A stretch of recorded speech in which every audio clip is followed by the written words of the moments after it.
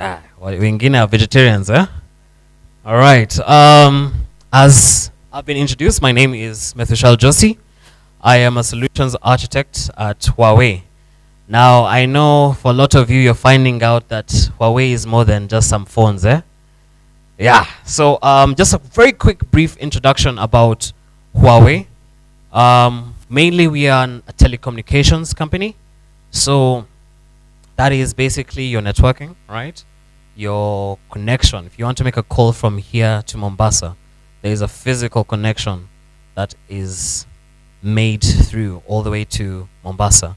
And all that and even more is done by Huawei. So apart from telecommunications, we also do data storage. So you'll find that in your various schools where you have your ERP databases, where you're running all your, your storing of your student data. That is what we call data storage. We also handle that.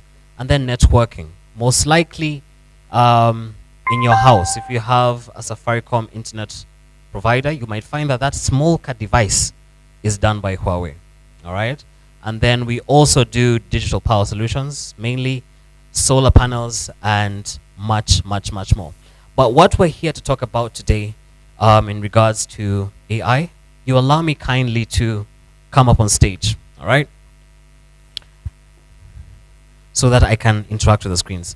So it's going to be a very quick session. Myself, I'm going to talk about what we call intelligent collaboration, which is the smart screens, okay? And then after that, my colleague Sangra is going to come and talk about networking with AI integrated features, okay? So with that being said, we need to look at the main challenges that we find when it comes to classes. And as teachers, as educators, this is very, it's already common sense to you. The generation that we deal with today are glued to their tech devices, right? For example, if there are two classrooms, one has a blackboard and a whiteboard, the other one has a screen like this. Which one would the students be more intrigued to go into? The smart one, correct? And that is how, that's just how their brains are triggered. My niece is about a year or something, but at that very tender age, she's able to operate a device, something that took us much, much longer to get a hang of, right? And maybe some other people are still getting a hang of it. So that is what we're dealing with. And there's much, much, much more, all right? So when you look at the whole traditional setup, we have various ways that affect both the students and the teachers alike.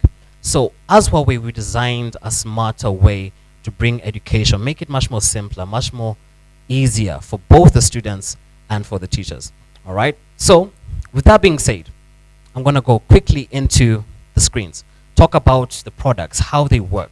So you'll find that when you're using, for example, the blackboard, right? Back in my day, I had a very good biology teacher, would never use a textbook, would walk into a room, draw the diagram of the heart, label it, right? And after that, everything is rubbed off, gone for good, never to be retrieved ever again, right? So what we want to do is we want to make it easier for both the teacher and for the students. As you're writing your content, you're able to save that digitally, right? During the presentation, you notice that some of us were taking out our phones, right, and taking pictures. So in the campus setting, someone might have, from a good, stable family, has a good phone, is able to zoom all the way from the back. Wengine naka itel, watafanya aje, all right? So we want to make sure that you're able to share that content still digitally and make it easier for all the students. So that is basically our solution and much, much, much more. As time goes on, when you come to the booth, you'll be able to interact with it even much more. So on top of that, all these various technologies that you find, whether it's the cameras that you might have to do your remote teaching, whether it is the microphones, whether it's the speakers, right? Our device is compiled all into one. So whether you need a whiteboard, whether you need a display, speakers, microphones, cameras, all this is fit into one. A one device solution to fit all your needs. Now, something interesting that we want to talk about is the digital blackboard. So what we've realized is that we do not want to take away the traditional ways of teaching. We just want to make them better. So you'll find that maybe you have a lecturer who has been teaching for the last 3 decades, right? And they used to using the blackboard or the whiteboard. But still you have the issues that come with this, right? You're not able to localize your content. You're not able to share this content with the students. And the students themselves are not accustomed to this kind of teaching. So we have designed a very thorough solution that's integrated with the traditional methods to make it even much more better. So the digital blackboard, the way this works basically, whatever is written on the blackboard, now this is a normal kind of blackboard, or it could be a whiteboard. Whatever is written on the blackboard, as you see, will be mimicked onto the screen. For example, if I have a digital blackboard here, I write whatever I've written, and it will be shared onto the main screen. From there, I can save that content. I can share it. I can come back the next week and carry on from where I've left off. Many times, maybe you've done something, right? Next class comes in, all that is gone. Next week, you have to come back again and start all over again. As teachers, it might be very tiring, right? To continue repeating and repeating. So basically, we want to make work much more easier. And then finally, in regards to AI, our screens are tailored for certain AI specific softwares that make teaching much more better. So first and foremost, we have what we call the teacher activity auto recognition. So you might like this, you might not like this, okay? So have you ever walked into a classroom, maybe Mr. Kamau, kuna Kamau hapa ndani? Yeah, if there is. I remember this is my primary school teacher, so I'll use his example. Sometimes he'll come to class and maybe, you know, his wife was not so good to him the previous night, and he has to come to the class and starts talking about his dramas, and he's just pouring out his miseries, right? As the head teacher, you do not want this to happen, all right? So with our AI integrated features, we're able to take in the information that is being spoken, and we're able to check with the curriculum, is this what's supposed to be taught in the system, making it much more better for the teachers. Is that something that you guys would want? Those are the teachers now. All right. So we also have a teacher and student behavior analysis. All right. So what this does, it takes in the information from the cameras, and it's able to identify what certain students are doing in the classroom. As we're speaking right now, some might be looking at their phones, some might be looking at me, others might be, you know, drifting off a little bit. So it's able to identify that this is someone pay attention, this is someone not. So as a teacher, you know, you have to have a lot of talents. You have to be focusing on the blackboard. You have to focus on the teachers, on the students. You have to write down things. You know, so the AI is going to basically make it much more easier, much more simpler for both the teachers and also the students will know that, okay, I have to pay attention because there's something that is going to be recording me. And then finally, in cases where, say you're having a remote classroom and maybe you have students who are impaired, right? We have auto subtitles. Basically, as I am speaking, there'll be generations of what I'm saying on word by text. So it makes it also easier for those who might be, you know, maybe they cannot hear properly, right? So this will make it much more easier for them. So this is just it's just the tip of the iceberg of the various solutions that we have designed for classrooms. And later on, when you come to see us at the booth, we'll be able to give you a breakdown, give you a more detailed take through of all these various solutions, and we can also share with you test cases, places where we have already implemented these solutions. Because for some of you, maybe you don't want to be, you know, you don't want to be the rat in this, right? So we will make sure that we give you the full confidence. These are solutions that we've already developed here in Kenya as well, and many people are already onboarding these solutions. Our prophecy is that in the next 5 years, many schools, I assume already some of you already have the smart boards. In the next 5 years, this will be all that you walk into a classroom, You won't be seeing the blackboards or whatever. You'll be seeing the smart boards because it makes the work for both the students easier, for the teachers much more easier. So with that being said, thank you very much. I will hand over to the next presenter. Thank you.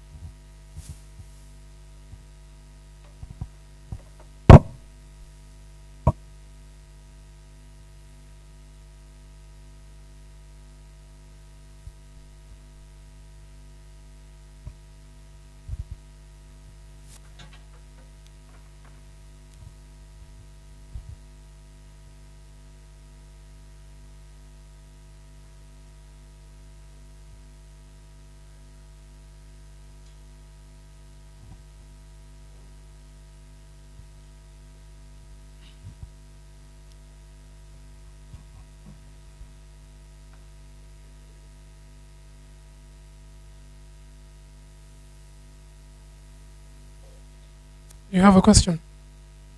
Yes, but maybe I prefer maybe you'll ask after my presentation. You want to ask him? Josie, run.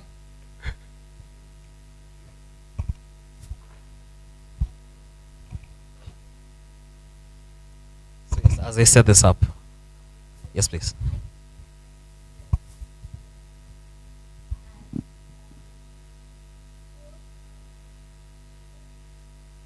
Yes. Yes.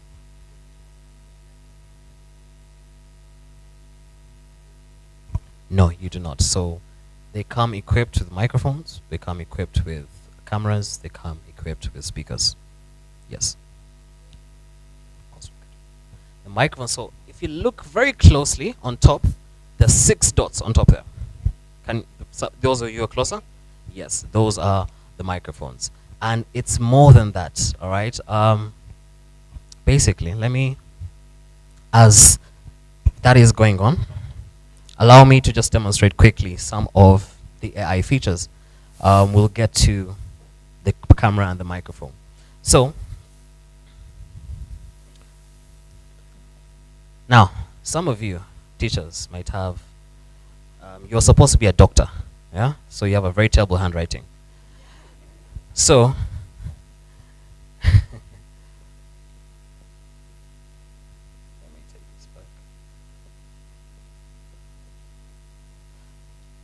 so this is going to save your life as a teacher, okay? So this is some of the AI features that we have. It's able to take your text and then transfer it into physical handwriting. Maybe you want to draw a circle, right? And you cannot do a perfect circle. With this, it will be able to also do that. So it's not only circles, squares, triangles, whatever the case may be. Or you could be doing art, you could be doing math, you could be doing graph, and so on. So as I mentioned in my speech, we have, this is just a tip. Later on, when we come to the booth, you'll have much more deeper understanding of this. Does that answer your question? Thank you.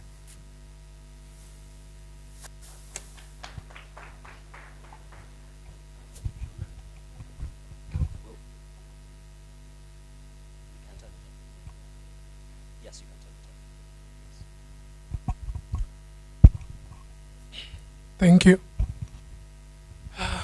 Sorry for everything. I decided to complicate things, but now at least we have something.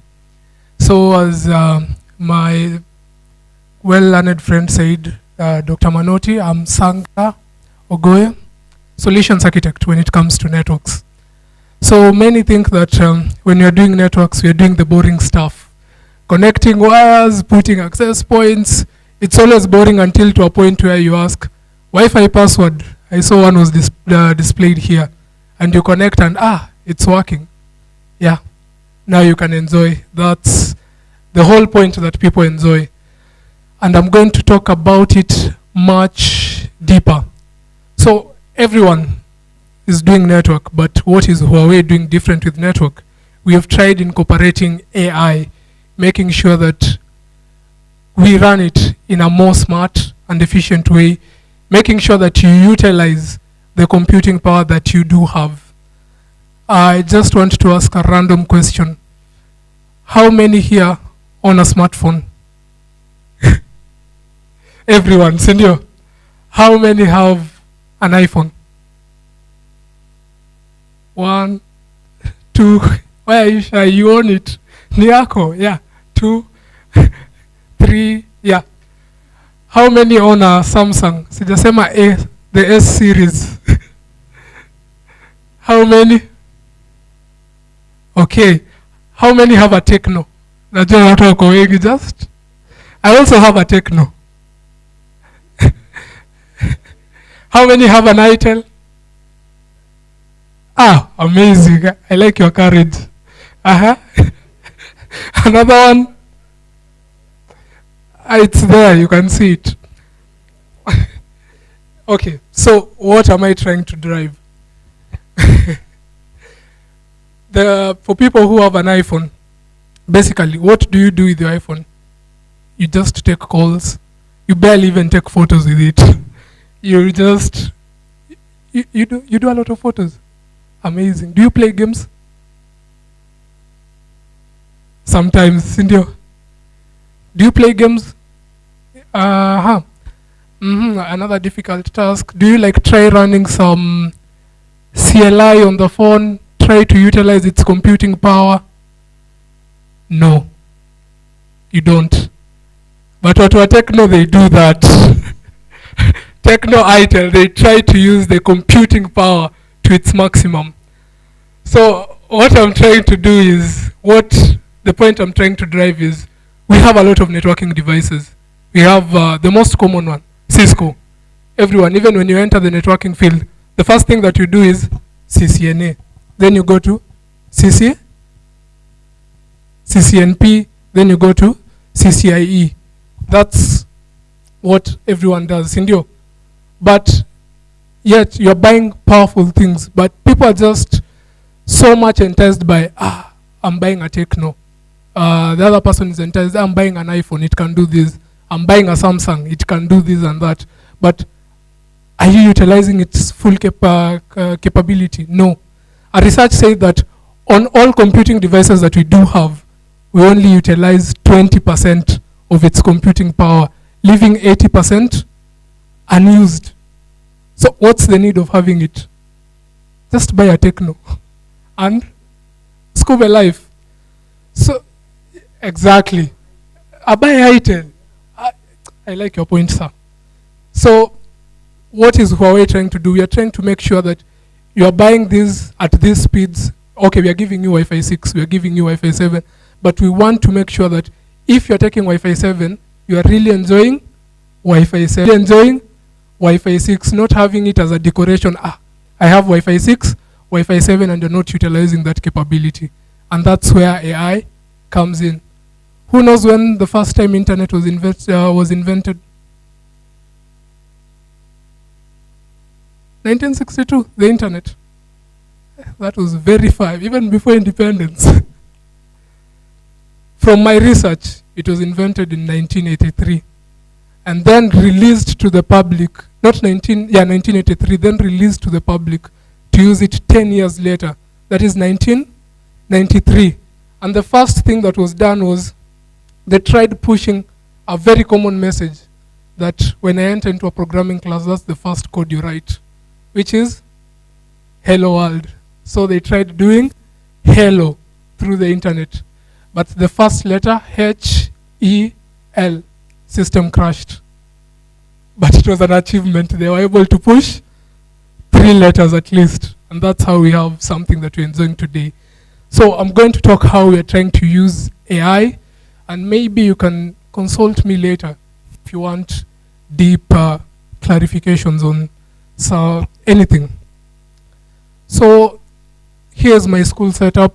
You see I have a lab, dormitory, administration, a classroom. How are we going to utilize AI in our networks? So I'm going to my first room. That's the normal classroom that I do have. So you can see in my classroom setup, there's a projector, normal scenario, the one that we have here. So basically it is these two, I don't know what they are called. He's emergency, so you'll understand. Those ones and those ones, and a projector there, Cindy.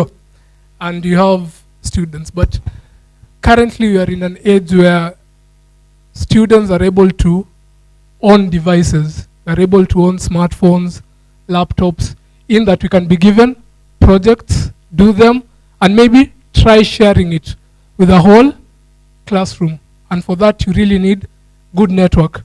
For the previous presenter, Josie, you saw him not doing cables as I was doing. Did you ask yourself what projection he was using? Can you? Magic. He said magic. That was magic to the screens. Actually, that was Wi-Fi 6 wireless projection that he was using. So he can just have his laptop here connected to the same network and boom, projection. Did you notice any lag or any freeze while he was doing that process? No. While he was moving the slides, it was smooth. The transition was just smooth from one slide to the other, and that's what we are doing.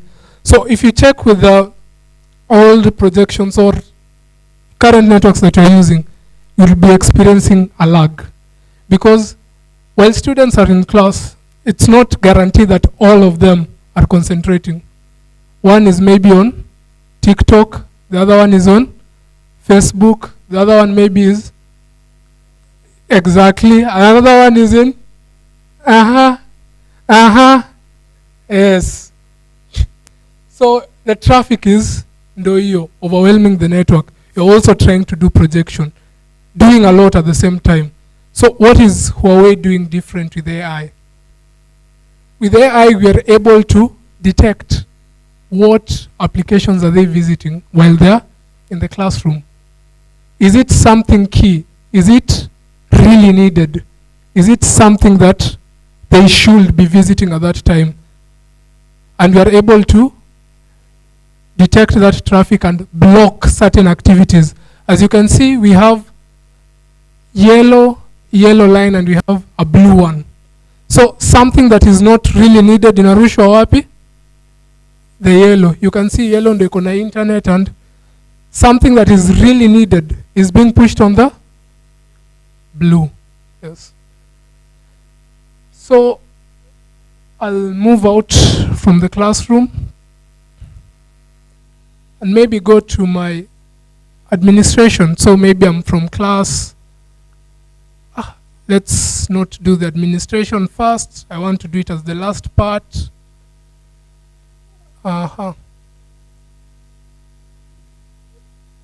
Yeah. Let me do a lecture hall, different from a classroom. So lecture halls, like, let me say, this can be a very good example of a lecture hall. So as you can see in this lecture hall, we have 3 access points, meaning not everyone is getting optimal coverage. The network is not able to reach everyone. Something that you are currently experiencing, if I'm not lying. Are you experiencing that with the current Wi-Fi network? Yes, you can't get that access. But when you ask the vendor, I hope hakuna the vendor up because anaweza ona. But if you ask him, okay, it's Wi-Fi 6, anakuambia he's giving you optimal experience, but that's not what you are getting because they haven't incorporated what? AI on their devices. So with Huawei, we are able to do some AI with that. So with AI, we are able to detect the devices that are there. If we are able to see that the devices are many than the coverage, we are able to increase our coverage kidogo by 20%. Not full buzz, but we are doing it up to 20%, making sure that everyone who is in the room and has the device gets full coverage. Again, another principle that applies, we are able to filter which traffic is sensitive and which traffic is not sensitive for that specific session and filter that out. Same to our offices. Beyond the lecture halls, we have offices, buildings, administration blocks. We are also able to apply the same principle. So what principle am I doing here? Let me just go back to our traditional networks. This is something you often experience. So you are in a building that has network access. You are doing coverage everywhere. But while you're in that building, when you move from one room to another room, what happens to the Wi-Fi in your phone? Yeah, it disconnects. You can see he's moving from one access point to another one, and maybe he was having a video meeting, meaning you're getting disconnected. But with AI, let me move.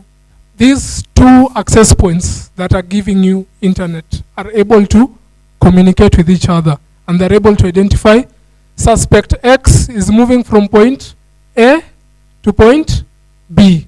So while he moves from point A to point B, we don't need to alter his connection. We throw him to the other access point.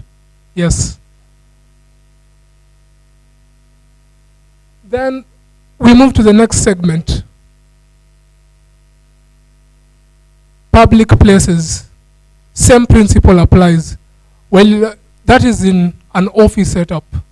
But let's say you're outdoors. So, for example, we are having our meeting at the conference. Then I moved to the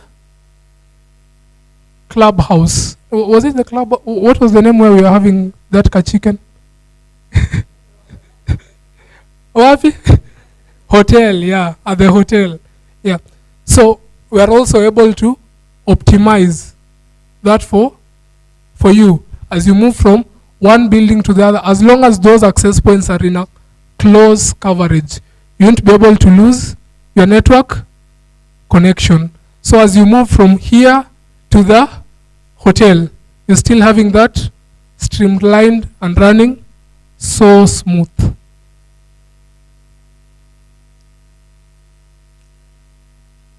Then we move to the next place, our laboratories. So when you move into the modern laboratories that we do have, we have different types of devices doing different types of functionalities. But all these devices need to be managed at one single point. Currently, we are in the age where we have IoT devices. Am I lying? Ama nasema ukweli?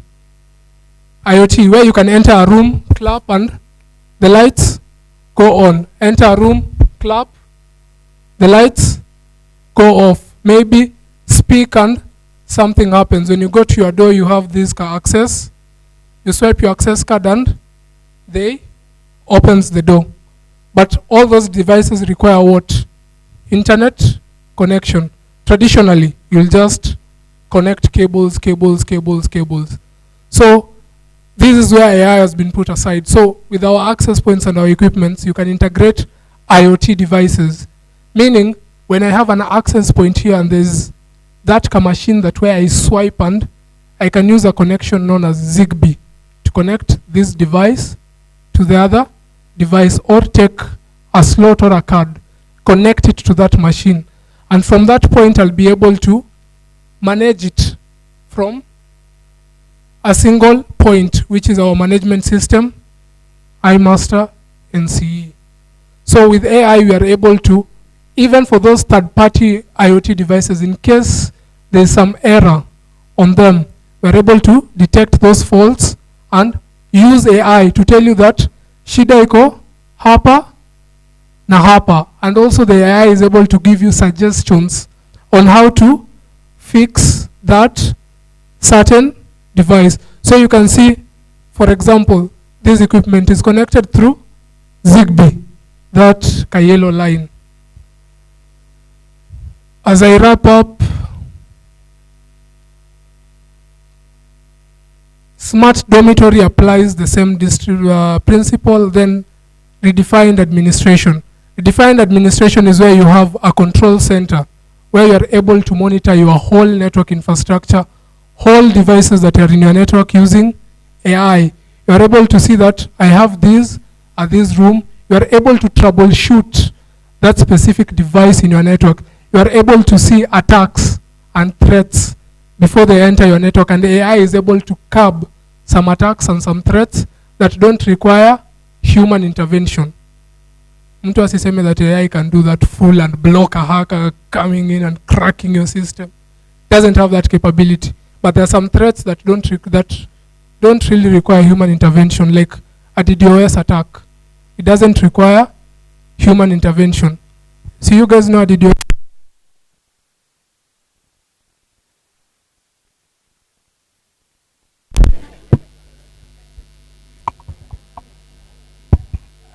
I think you need to implement this AI on your networks so that you can't have that lights DDoS attack.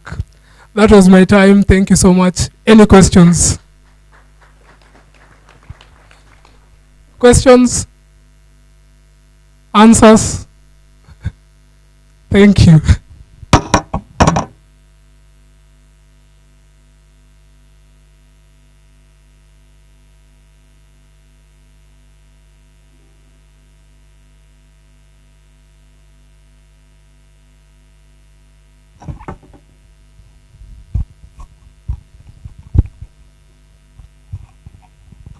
Yeah, thank you. I have a quick question. In terms of classroom, there is these platforms that we students use to do online exams. If, for example, they're in the same room, but they're doing online exams, is there a way you can be able to monitor their screens using this the technology, the Wi-Fi, so that you can know actually that they are looking at a particular web page? Yeah, that is much possible. So as I said, you're able to identify each device supplying network at that specific room. So what you'll do is, when they're doing that exams, you will put the system to block all websites and only allow traffic from one website. So immediately they try switching to another website, no access. And in case someone from the room tries to switch to another website, you'll get a notification. It can be through email or SMS that this and this person is trying to access a third-party website, or they are accessing a different website.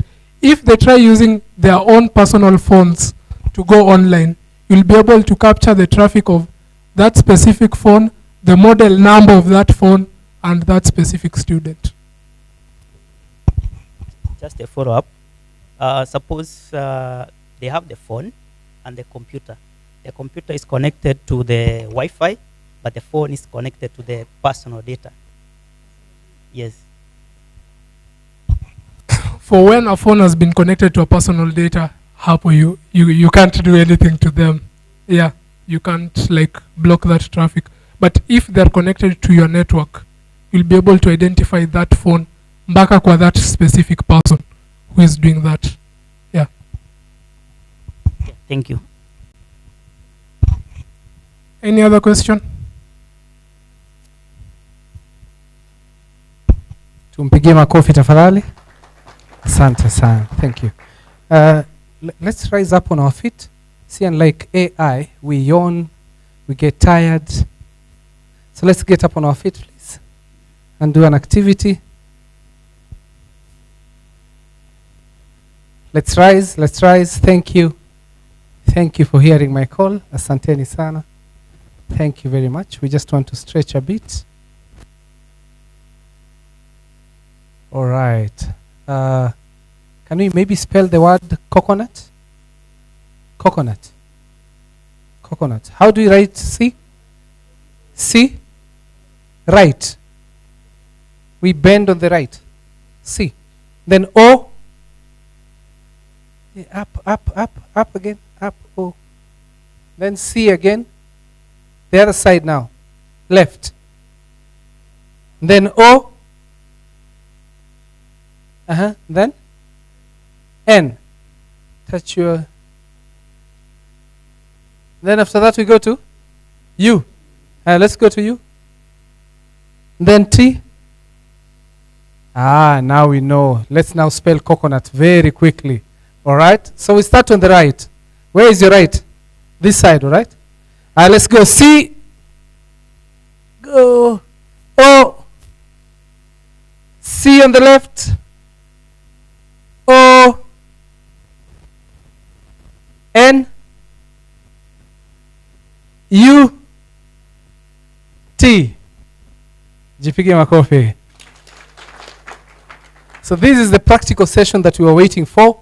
We will indeed share these presentations via your email address. We will send a link to the Google Drive where you can access these links and these tools.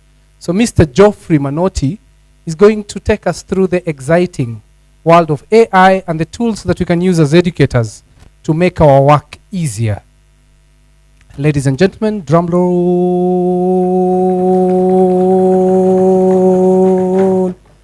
AI. Drum roll. AI. Educators and learners. Thank you. Enjoy this practical session. Please, you can use your phone or your laptop. This is the time to open your laptop if you have one, or at least your phone. And you can even be typing that first link. Most likely he's going to begin with that one. Perfect. Thank you, Teacher Karis. So I'll request that you have internet connectivity and you have your device, either your laptop or your mobile phone. I'll want us to use this tool which we call Whisk. You can type on that URL on your browser, and then some of my colleagues will go around. So what we will want to explore here is how can you use these tools, AI tools for educators, to come up with your research, to be able to develop your thesis, your presentations, using images, audio, and other forms of multimedia.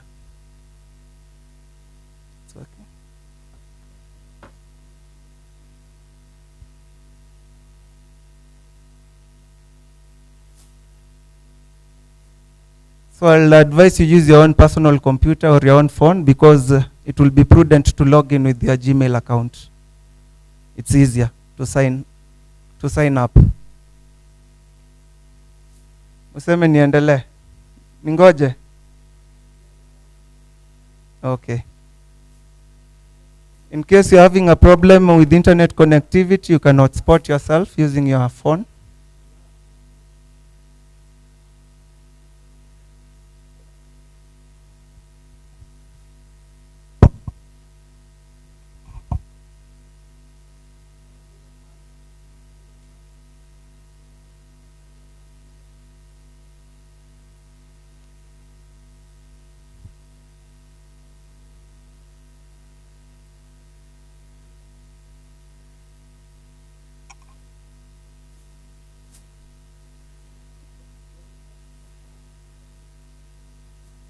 You will see a yellow color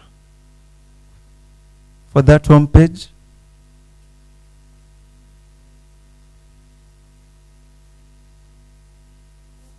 After you've signed up, click on the Enter tool link.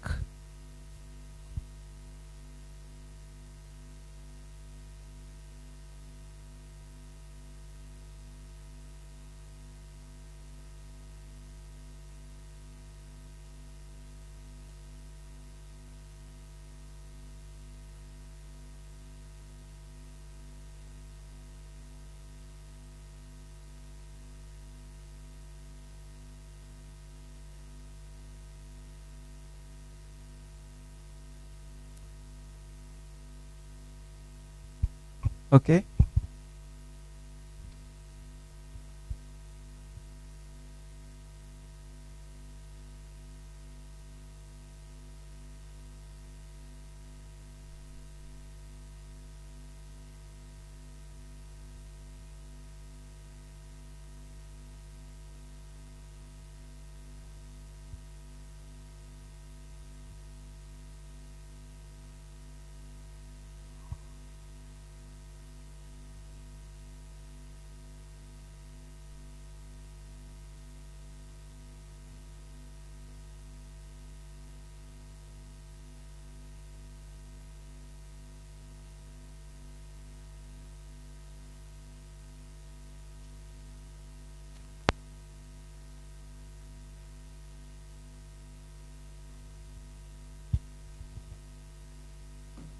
So I believe this is what you can view from your screen.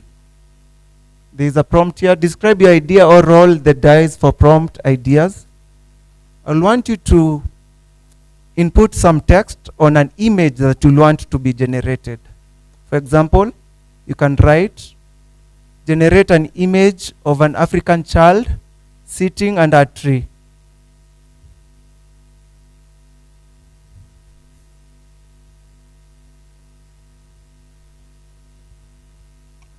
Okay, I'm going to type my idea here.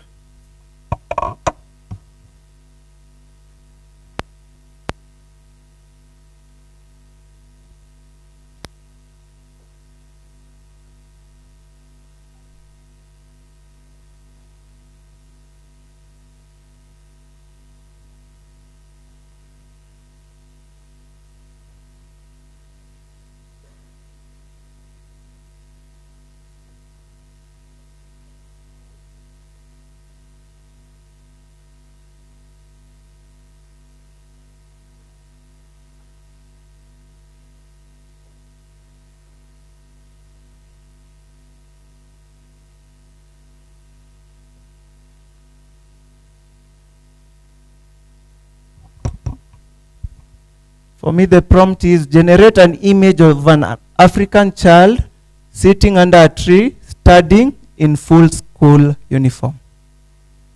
So you can come up with your own idea. Okay, I'll give you some time. Come up with your own idea.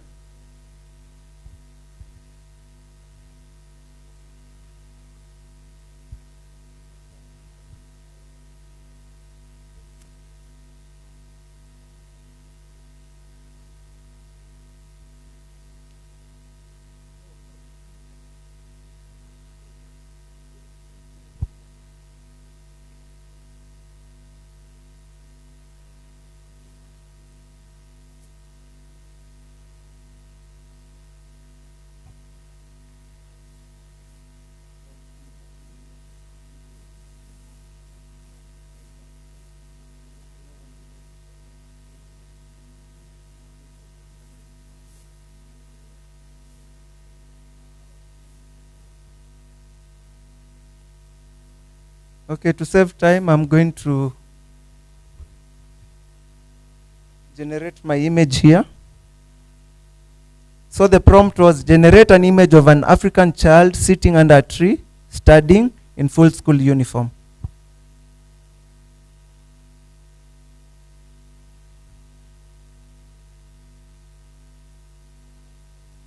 So you need the internet connectivity to be able to generate the image. So this is the output I'm able to get.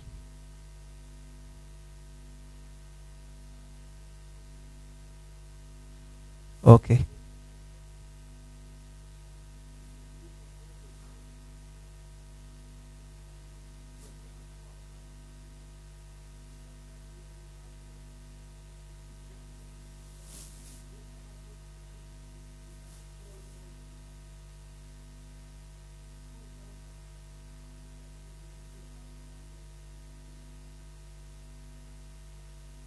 So scroll, that's like you're accepting the policy.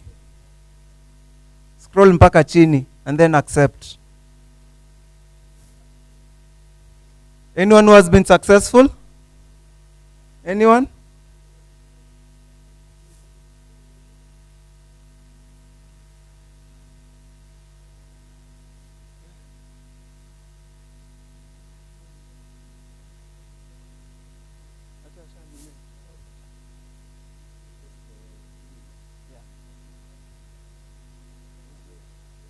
Videos we have for patients.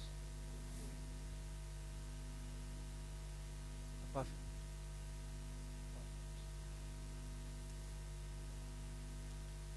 I'm sure most of you have been successful. Can we move to the next?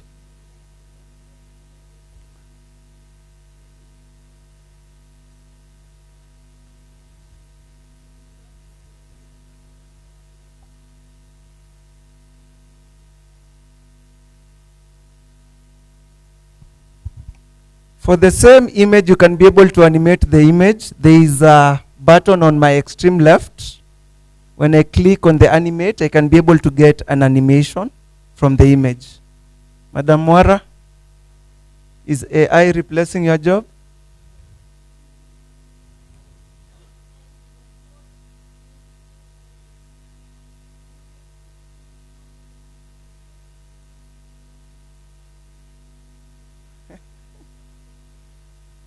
Okay, that is perfect. Can we go to the next tool? Aya, wacha tungoje.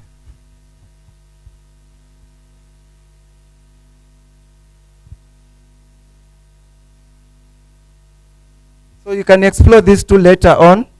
I can go back to the link.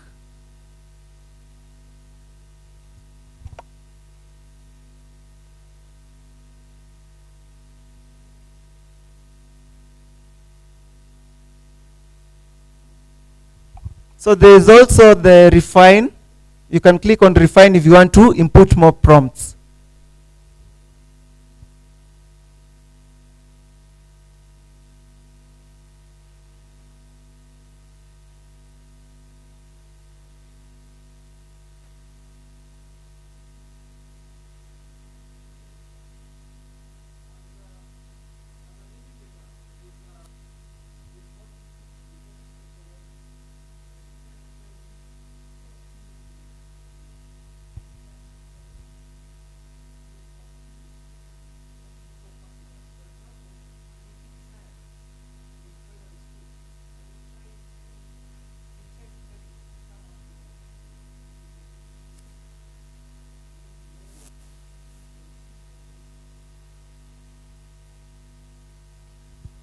Okay, that is perfect. I believe, Teacher Karis, we can go to the next one.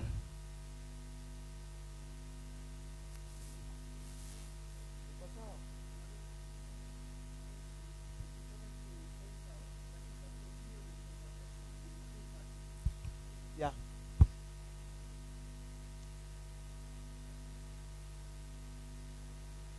So there is the refine part. You can be able to add additional information on the prompt to refine the image that you've been able to generate.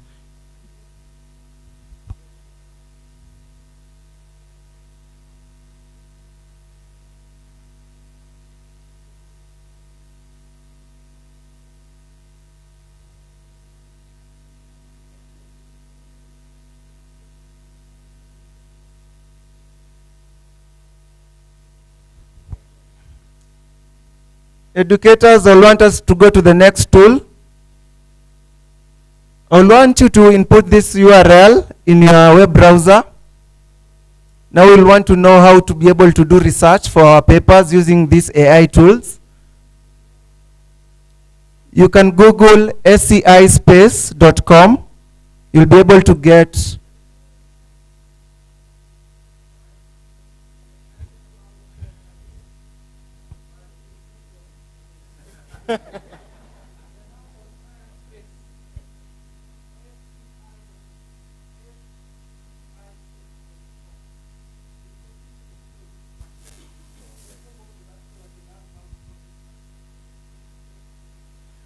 perfect. So the first objective for WISC was to be able to generate an image. Secondly, we want to be able to perform a search for some of the articles or manuscripts or journal papers that have been published that can assist us in conducting our research. So I would recommend we follow the link https://scispace.com, and this is what you're going to get from your tab.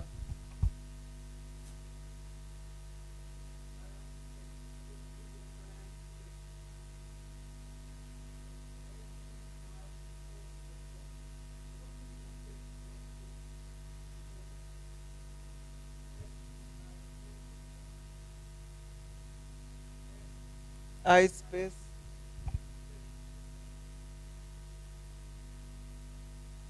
You'll find a text box where you're supposed to input any topic or title or keywords of your interest that you'll want to research on.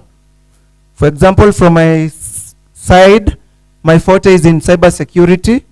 I'm trying to look for papers which the keywords are based on enhancing security of mobile banking and payment applications in Kenya or globally.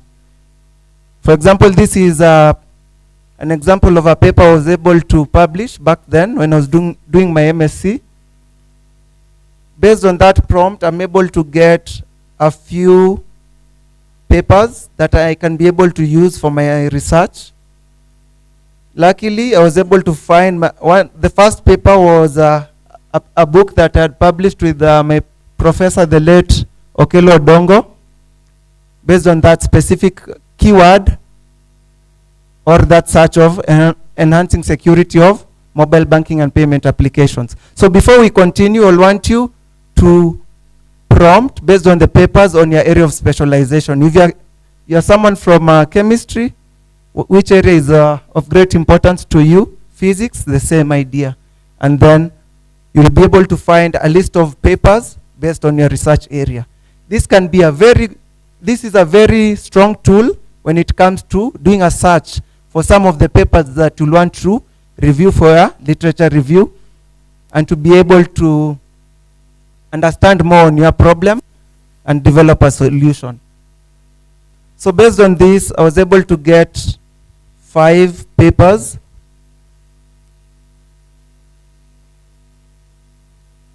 And you're able to see some of the authors,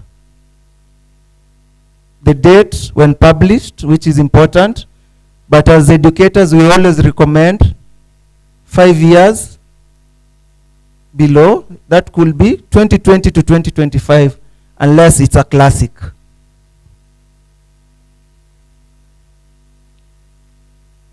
So I have a number of papers here. In total, I have 10. You can move to the next web page, which the next page, which will be able to view other papers. Tuko pamoja hapo? Tungoje? Tuko sawa? Are you okay?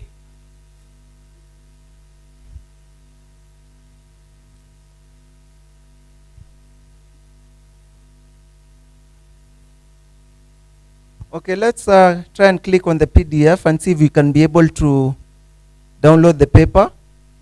But you should know some of these tools have, you need to pay for them to get a premium version.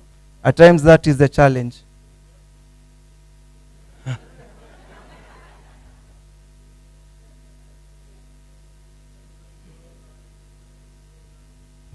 For my case, it's for free. I can click on the download icon and I'm able to save on the desktop this specific paper.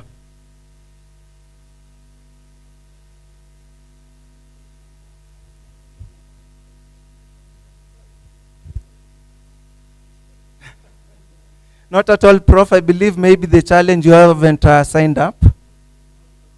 Have you signed in using your Gmail account? Okay, we can.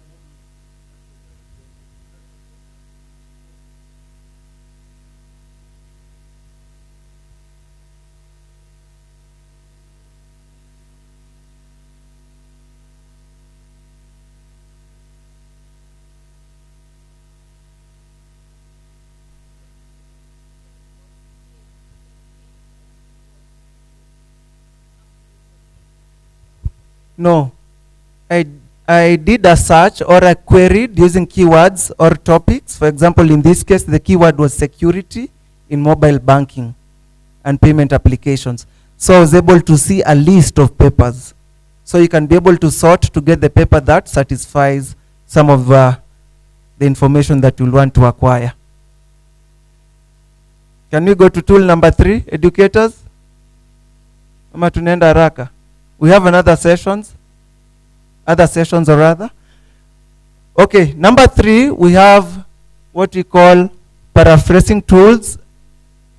They are tools that you can use to paraphrase the content that you've been able to download or acquire.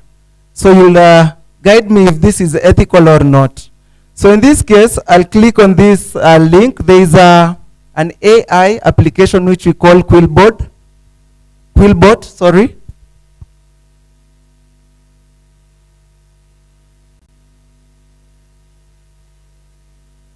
Google Quillbot and Quill, Quillbot, Quillbot. So this is a tool that you can use to paraphrase your content.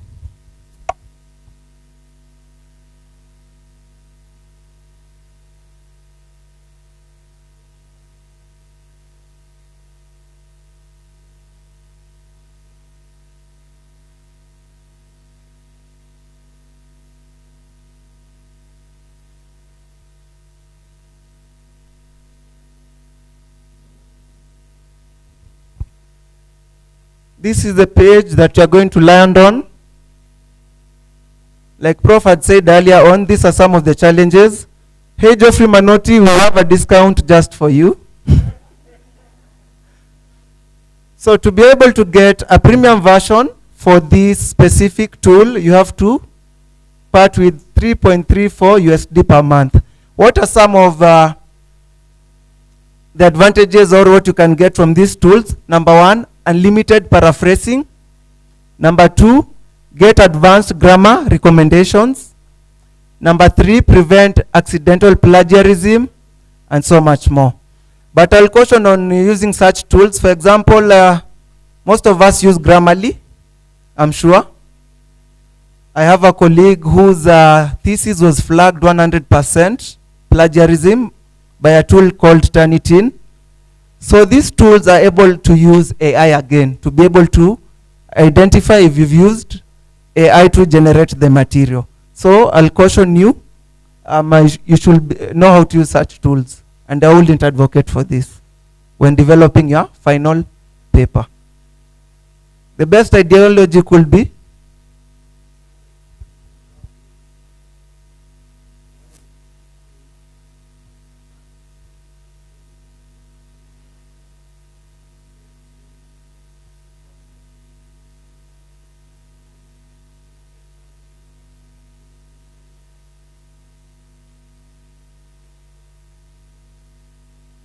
some of these models, they've been trained the same way, and the detection models can be able to know what has been generated by AI.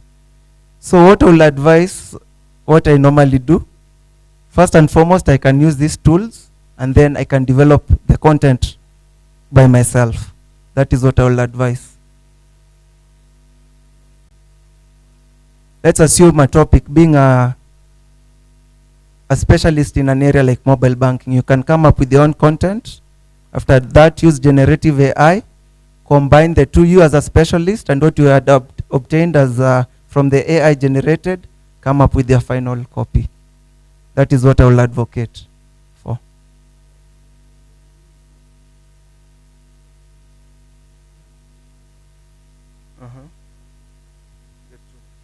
Yeah, that's what yeah.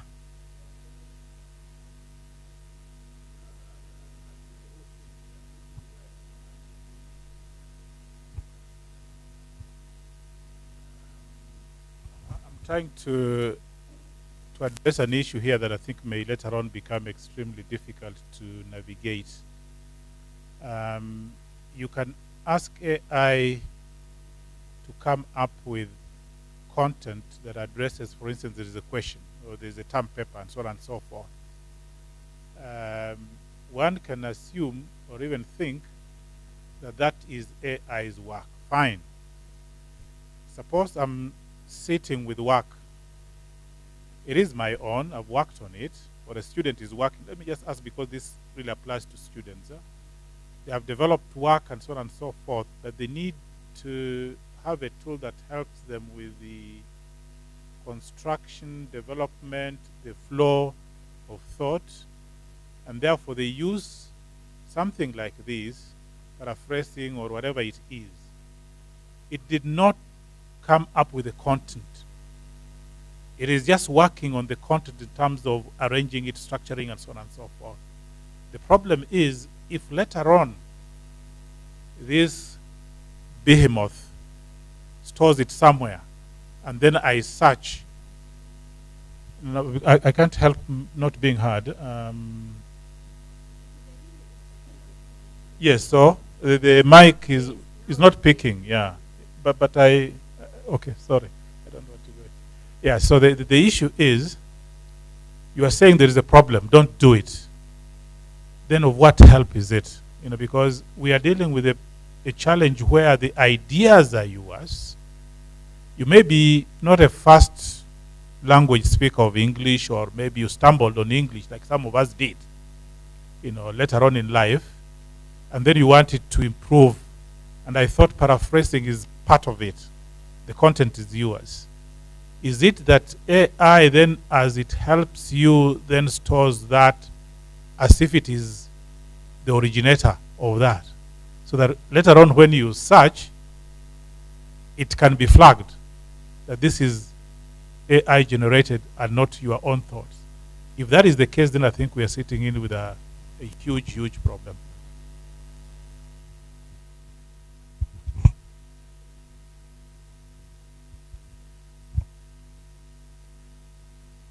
Teacher Karis?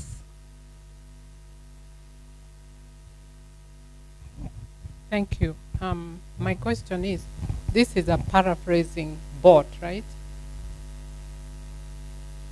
And so I'm wondering, in the morning we were talking about taking texts from ChatGPT, for example, and pasting it in paraphrasing to bot that would help you not be flagged for the ChatGPT markers. Am I right? So I could use this to remove the ChatGPT markers. Okay, and is that okay? Is that because you talked about plagiarism? There I got a bit mixed up.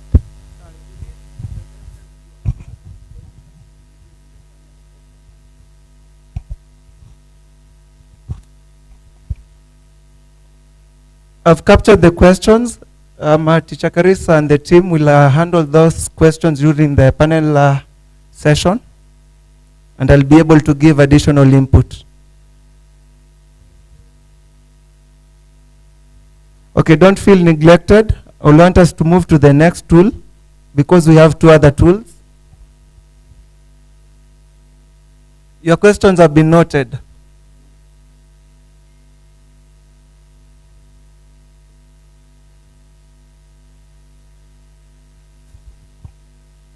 There's this, you can Google Scite, SCIT. This is a tool whereby you can use to get citations.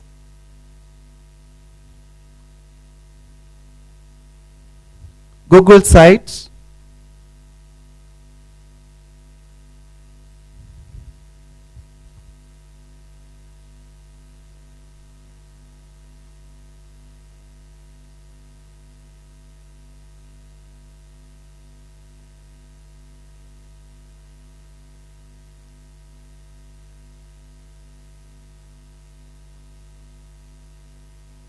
SCITE, Scite.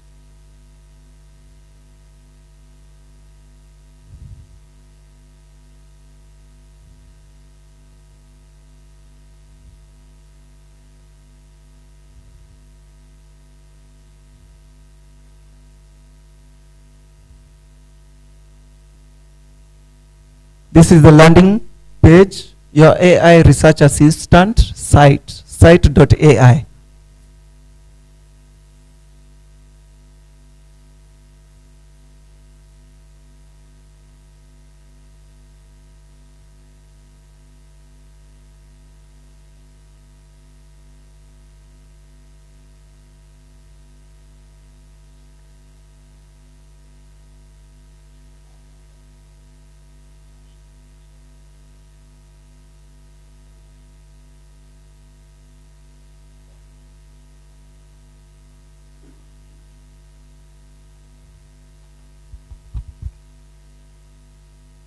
From the landing page, I'm able to get results based on my search. I was searching for application security.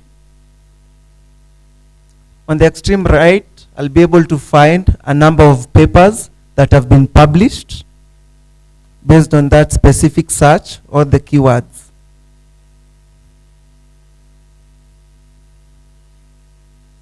These are some of the papers. This is a very important tool when it comes to when it comes to searching for papers that you can use to develop your literature review, just to mention but a few. So I have about 25 papers.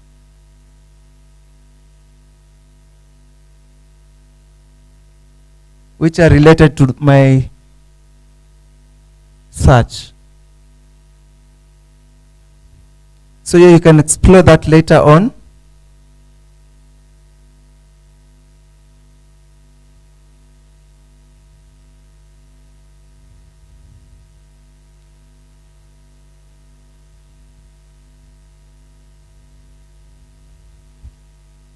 The next tool is called Litmaps, Google Litmaps. And we have here Varun Venkatesh. I believe he's a professor because what is captured here, Litmaps is a game changer for finding novel literature. It has been invaluable for my productivity. I also got my PhD student to use it, and they also found it invaluable, finding several gaps they missed. So through Litmaps, you can be able to generate a knowledge graph. This is how a knowledge graph works. This could be the simplest example. Starting from living things. Animals and plants, both of them are living things. If we use the animal circle, we have two types of animals. In this case, the dog and the cow. The dogs and the cows. The cows eat herbs. Herbs are a form of plants. So when conducting research, you can be able to know how are you able to, based on your output, what was your trail for you to be able to develop your concept paper, your thesis. And this could be an example. I hope it's going to be clear.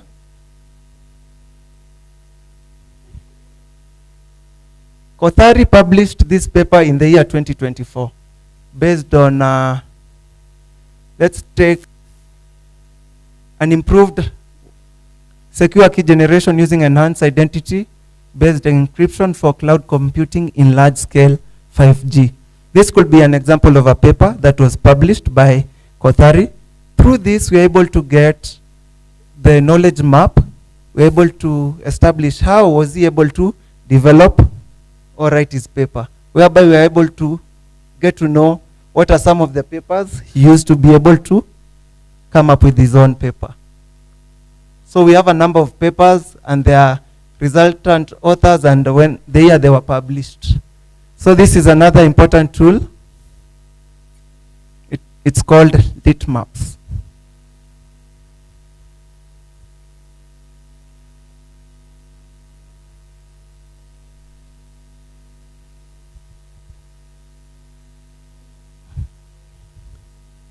In this case, the information that I used, keywords based on a certain topic. Keywords. You can write a phrase there, and then it's going to generate a number of papers. You can click on one paper, and then it's going to show you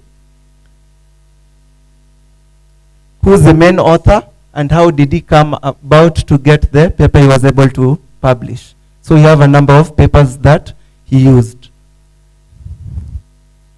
So you have a foot trail, in short.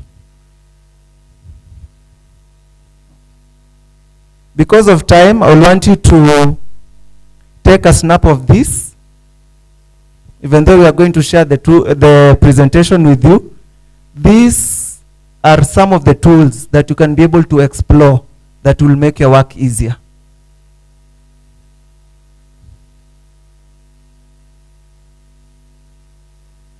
For programmers, there is Copilot. A novice programmer can be able to program using such tools. For more information, after the panel discussion, I'll be on your extreme left. This means Gamsamida. I was in Korea recently, and this means thank you, fellow educators. This was generated by Whisk, the first tool that we used. So I was able to prompt, show me, I will want to say goodbye to the educators. Have a female hand, sorry to say that. Yeah, so you're able to prompt it and refine it. So I hope you enjoyed. For more information, we can critique that later on, Prof and team, during the panel discussion. Teacher Karis, I'd like to invite you. Thank you so much, Mr. Manoti. Tumpea bunge tafadhali. 3, 2, 1, let's go. 1, 2, 3. 1, 2, 3. 1, 2, 3. Kamsamida. That is saying thank you in Korea. Thank you. Now, our next session is a very interesting one. We're going to have a panel discussion. I want to begin by inviting our moderators for the panel. We have Evans, and he is going to be assisted by Zenita. Please come on stage, the two of you. Drum roll, please. Drum roll for Evans and Zenita. Both Evans and Zenita are our journalism students. Zenita is still a student, but Evans has already graduated and is now a host on our MMU radio station.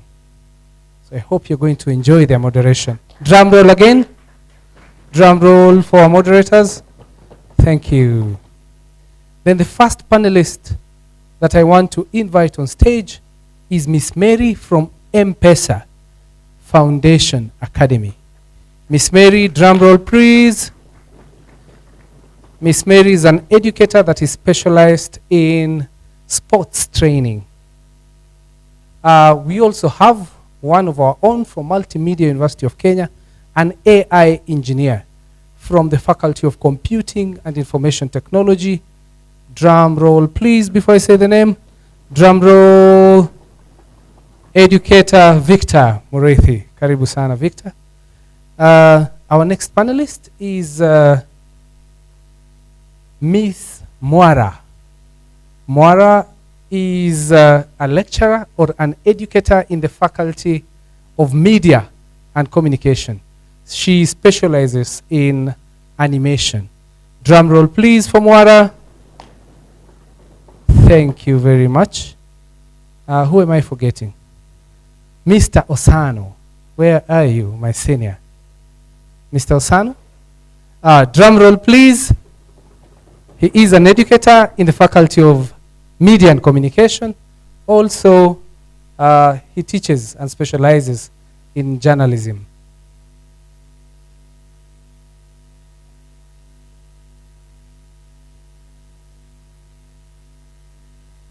Who else am I forgetting? You're seated and you're supposed to be here.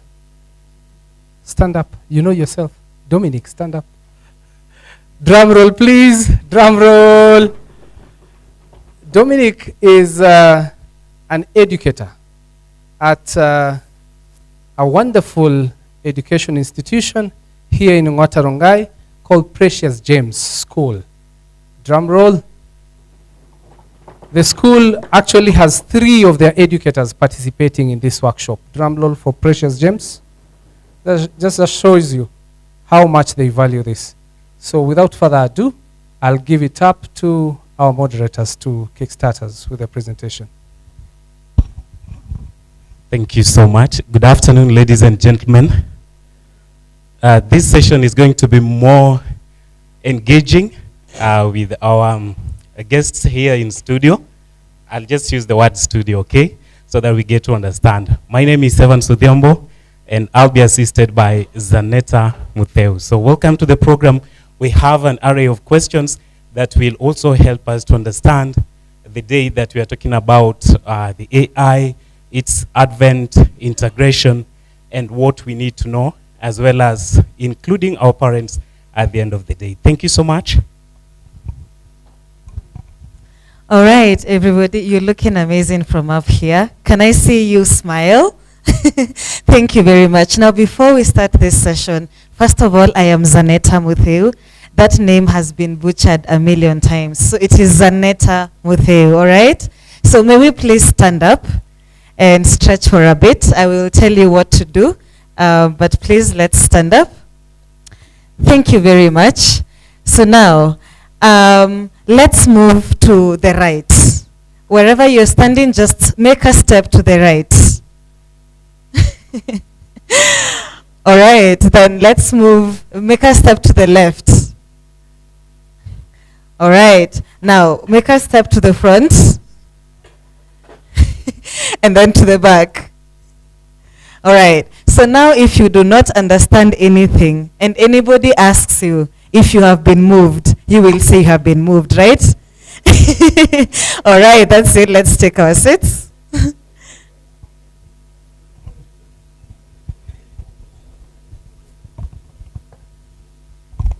Asanteni sana, and welcome also our guests to this session.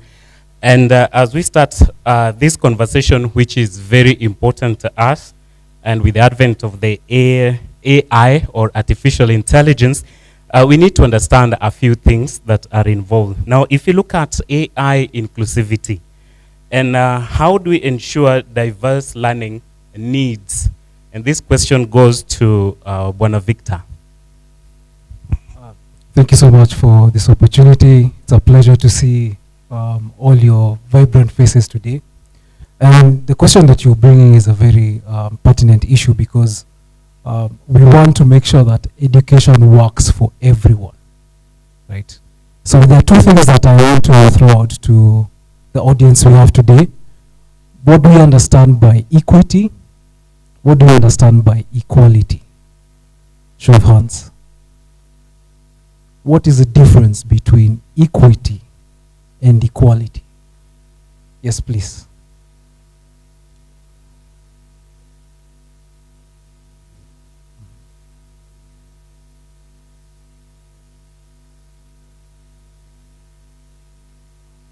Yes.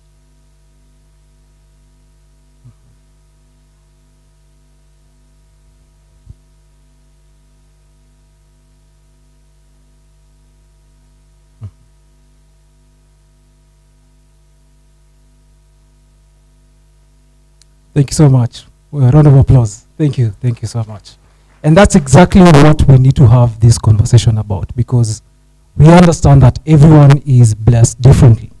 So we want to make sure, for example, our educators that are in the northern part of Kenya, our educators that are in the southern part of Kenya, we need to make sure that everybody gets access to this transformative technology.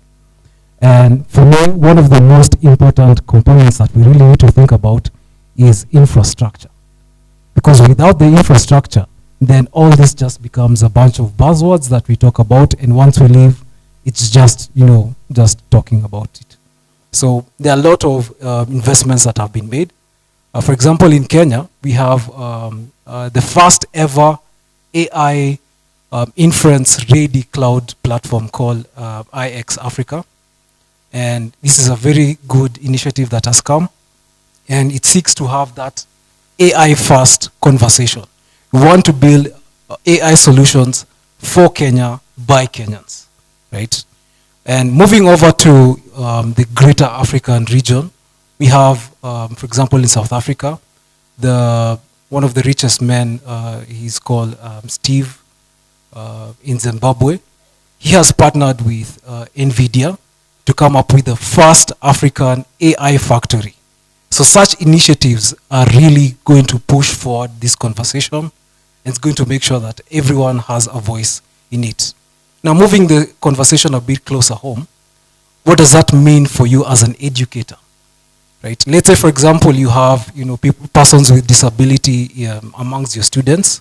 So what actions are you going to take as an educator to make sure that everybody feels at home? So we're looking at things like assistive technologies, things like your usual screen readers, right? So this is something that if somebody is visually impaired, you can easily just read the screen. It can change the contrast, so it will make certain aspects brighter. Some of the aspects will be, darker, depending on the preference as a learner. And this is what is going to make sure that everyone achieves equality and equity and inclusivity. Thank you. All right, thank you so much. And still on the same note now, you talked about inclusivity and having all the people, maybe I can say persons living with a disability. Now, as we speak, is AI ready for that rollout, or we are still in the pilot project to ensure that the persons living with a disability are also that when we roll it, everyone is included? That's a very good question. Right now, I feel like we are sort of still in the inception phases, but I don't know how many people have known this, but there's a very interesting paper that was done by researchers at Maseno, and their innovation was very interesting. So they were able to take sign language, use AI, transform the signage, it was based on Kenyan Sign Language, convert it into an avatar-like representation, and then that avatar will translate in real time. And this is not just talk, this is a solution that is actually in deployment as we speak right now. So that shows you that Africans are really taking that leap, and obviously, Kenyans are always at the top of all these solutions. Thank you so much. We go to the next question. Thank you. I will start with this gentleman who is seated right next to me, Dominic. Hello. So now, the question is, do you think the primary school kids, because I remember we also had the same question from one of our guests about the primary schools being aware of AI and how they are using it and what the impact of it is? Thank you. Now, learners in primary schools are increasing, becoming aware of AI, and they're using it so much. For example, you find these learners come into contact with AI-related activities through the, I would say activities that are integrated in their learning environment. If I may share, through experience as an ICT teacher, where learners take part in coding and robotic activities. Here,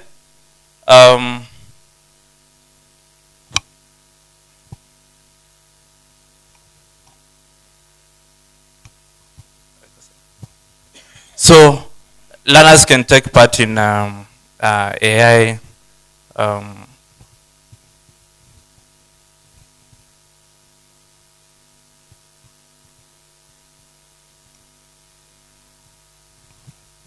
okay.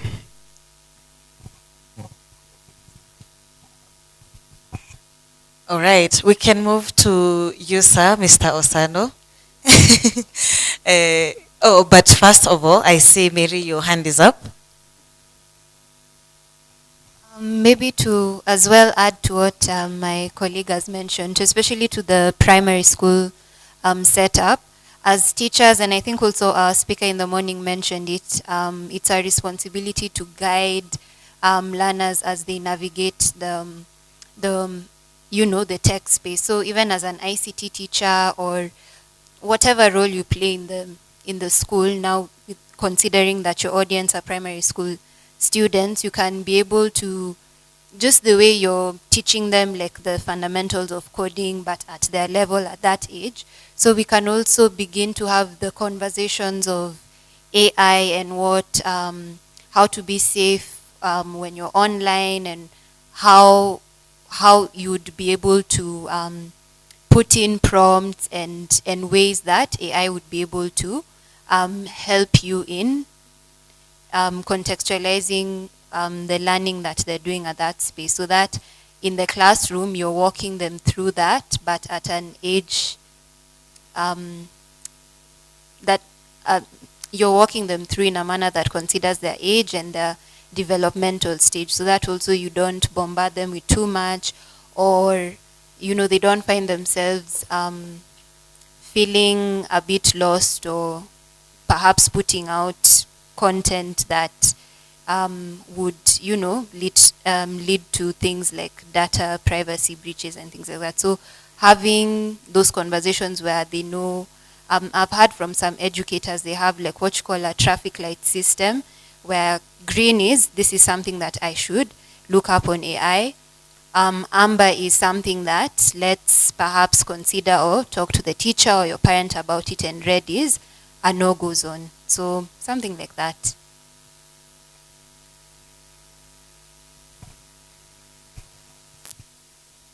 All right. Thank you very much for such a good response. Now we move to you, Mr. Osano. What do you think is the urgent hurdle, or rather the biggest challenge that you foresee for educators as AI becomes integrated into classrooms? What is the biggest challenge? Okay, thank you, Zanetta. First, I would want to say that I do not see any hurdle, so to speak. But because this topic is vast, I would want to tackle it. I'm saying from a personal point of view that the challenges can be overcome.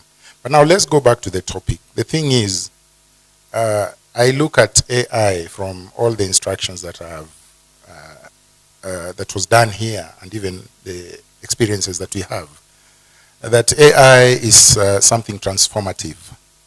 So I don't look at it mostly in terms of the disruptions, but I also look at it holistically as something that comes with both what we could describe as disruptions, because they sort of disorganize a bit of what we are used to, but as well as something that is also extensive. It brings other possibilities that we've not experienced before.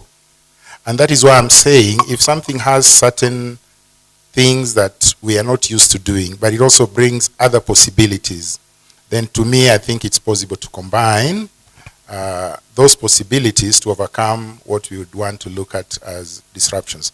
Now, to get back to what you've asked, what is this one thing that I would consider as disruption? Now, as an educator, I would think a disruption is something that interferes with the instruction processes. As facilitators, as educators, we are basically facilitators. There's knowledge all out there, but as an educator, you are the one who is supposed to guide the students to see what to read and what not to read in order to realize a certain predetermined path. For me, I look at the challenge as one thing that has three elements. Now, this is a transformation that will affect what you call the set of skills and the tools for acquiring those skills. That's number one, the set of skills and the tools for acquiring those skills. And then there is the other aspect of it. In the learning process, you have what we call knowledge acquisition. And then there are those modalities for instructing. So when I combine all these three things, I think the biggest challenge I look at is that person who is not able to keep up with the pace, then definitely as an instructor, you will experience or will experience problems equated to challenges, that is, or disruptions. You will experience problems in terms of keeping up with what new knowledge is coming up, because AI generates a lot of things and gives you the possibilities of reaching many more things that you've not been able to reach at the moment. Secondly, the modalities of instructing will be a problem, definitely, because we are saying that in terms of going into the future, the space for learning will not just be the physical space. I think we are so used to the physical space. There is the virtual space. There are other spaces, I believe, that may be on the way. And so that will be a challenge as well. So the modalities of teaching will equally be a big problem because all these things marry into each other. And definitely the set of skills, because with AI then it means that as an instructor, you definitely need to either retool or re-upgrade or upscale whatever you have. So I look at those three things as one, but in the context of the classroom learning. Thank you.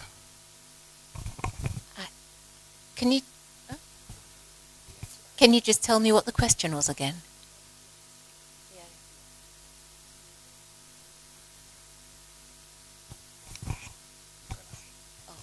The question was the challenge that you foresee for educators as AI becomes integrated into classrooms.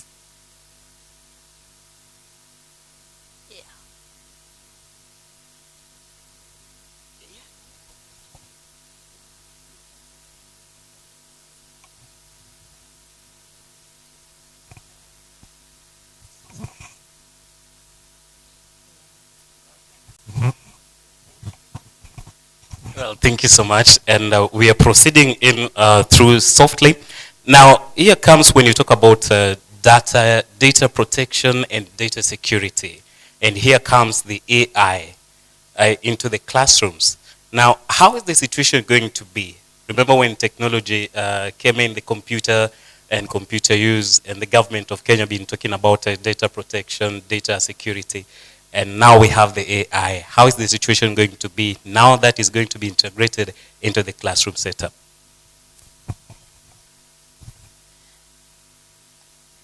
I have a daughter who just turned 18. And when I gave her a smartphone, when I think they must have been about 12 or so, I put them on this thing called Google Family Link. So I had them all on my app. I could see where they were, and I could control their time, the amount of time that they spent online. And whether it's AI or any other kind of digital technology, the problem that I foresee us having in Kenya is lack of legislation. We don't have the appropriate legislation in place. By the time these kids were 15, 16, 17, I wanted to kick them off my family link. I didn't want to know anymore whether they were on their phones or not. And there is no legal structure in Kenya for doing such a thing. So, in fact, this 18-year-old just got off my family control yesterday, day before, when she became 18. In other countries, when you're 12, the legislation takes that into account. When you're 15, the legislation takes that into account. In Kenya, we don't have those legislative frameworks. It is very dangerous to even sell a classroom a screen like this, which can video the children in class, when there's no legislation saying you can't share that stuff anywhere. Yeah. So I would say we need a legislative framework before we do any such thing. Can you give me an indication what other kind of questions you have? Yeah. Yeah. Yes, it's only the most basic. Age 18, you're under your family control. And age over 18, you're out of it. There isn't the relevant steps. You know, her sister went to the UK when she was 17, and she was instantly off my family thing. She stepped off the plane, and she was instantly empowered to take herself off my family control thing. But her sister was stuck in the same place, which is, it was irritating for me, and it was irritating for her. The only way I could have taken off my family control was to delete her Google account. I couldn't believe it. I searched for other solutions. I was like, that's very wholesale. I have to delete her Google account. But yes, according to the Kenyan legal structure, that was my only option.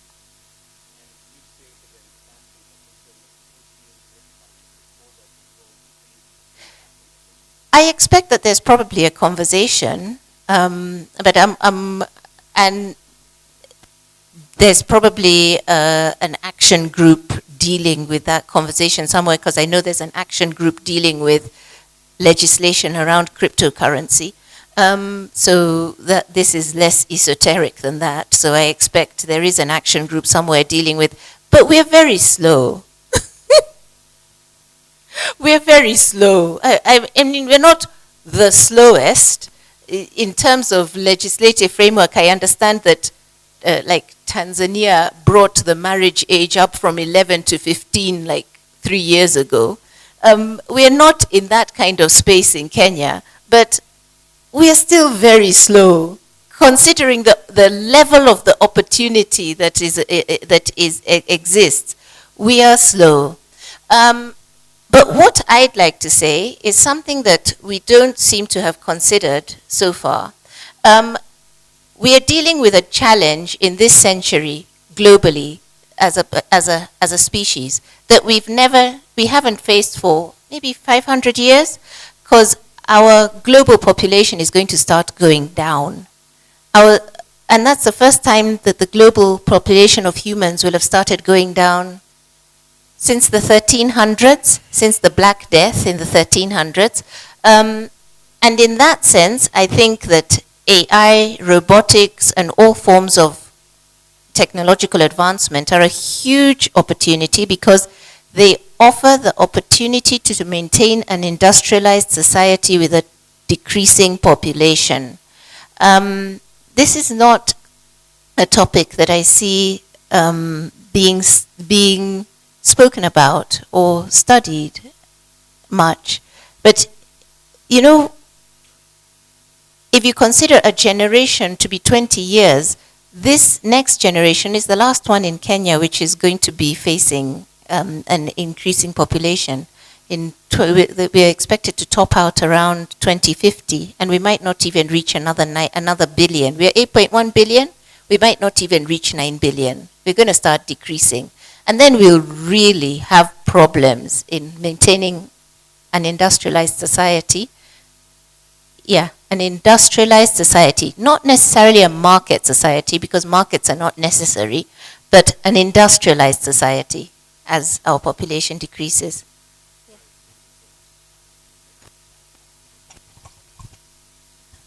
All right, thank you very much. Dominic, do you want to say something? Let me ask you a question. Do you think there's any exciting AI tool that you think the learners would want to engage with? Yes. I'll particularly talk about AI assisted design tool called Tinkercad, where learners can visualize real-world objects and use AI power tools to design. A good example, I have a team of learners who are using the same to design the entire school block. All right, because I'm aware a lot of us, before we came here, we probably thought the only AI tool is ChatGPT, right? And probably we came here looking for ways to fight ChatGPT. But I hope now we do not have to do that anymore. Thank you very much. So now to you, sir, Mr. Osano. Academics need integrity, but there comes a lapse. So how do we address the ethical concerns and academic integrity in the use of AI education? Because I know, again, that is also a very huge problem. I remember in one of our lectures, one of our lecturers told us, and you know, I will not tell you not to use AI because I know automatically you will use AI. But please remember to use it ethically. What does that mean? Thank you again, Zanetta, for that wonderful question. Now, this being an environment where learning takes place, and specifically as a university, there are many challenges, and I would want to contextualize it with that. we have students and we have instructors or lecturers, and all of them depend sometimes on AI in one way or another.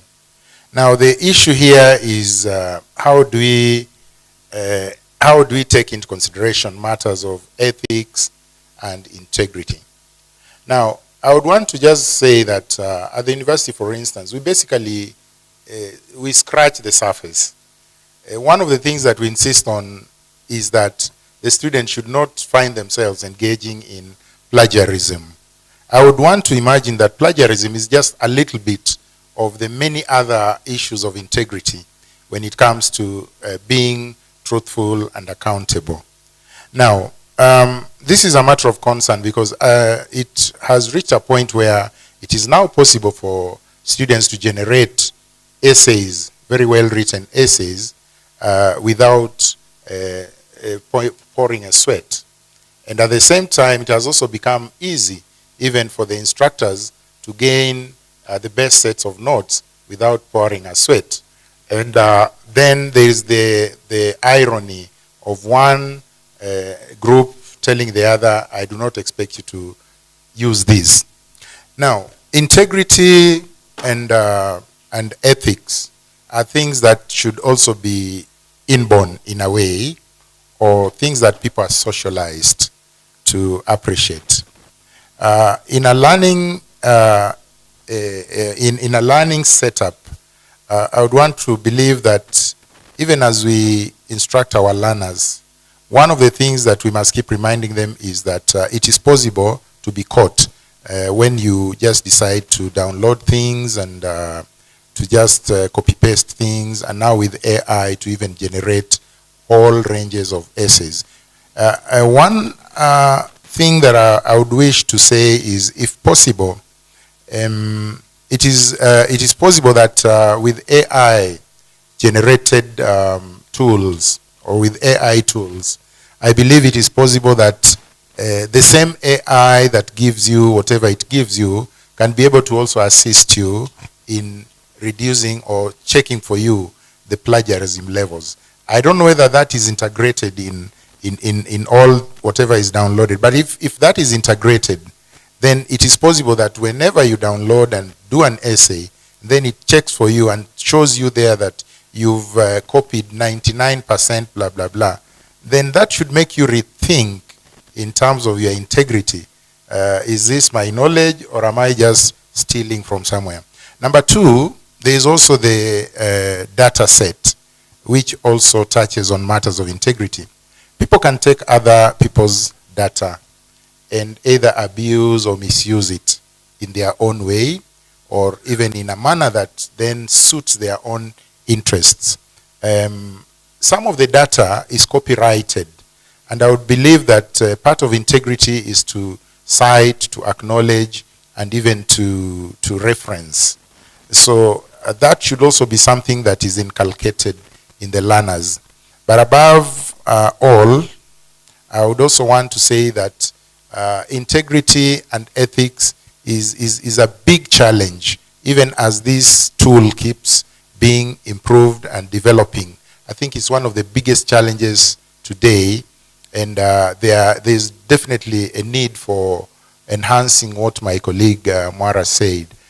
We need frameworks to undertake these things. I think a few months ago there was a conference in Europe, and I was following it up, though it was about what shouldn't they allow AI to do, you know, or in an automated manner, and what is it, to what extent should it go to? Maybe if those kinds of questions were dealt with, then we'd also have the question of integrity and ethics coming in, because there are certain things that obviously are not ethical, but they're bound to happen because of the possibilities that come with AI. So I believe there are a number of things that need to be done. Thank you.